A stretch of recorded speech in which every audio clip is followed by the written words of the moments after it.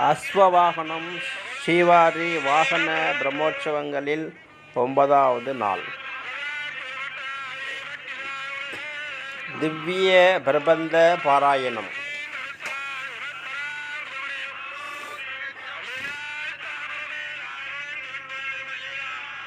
என்பது வைணவ சமயத்தில் 12 ஆழ்வார்கள் இயற்றப்பட்ட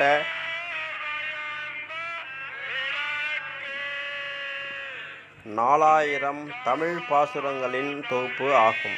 இது 10ஆம் நூற்றாண்டில் நாத முனியரால் தொகுக்கப்பட்டு பின்னர்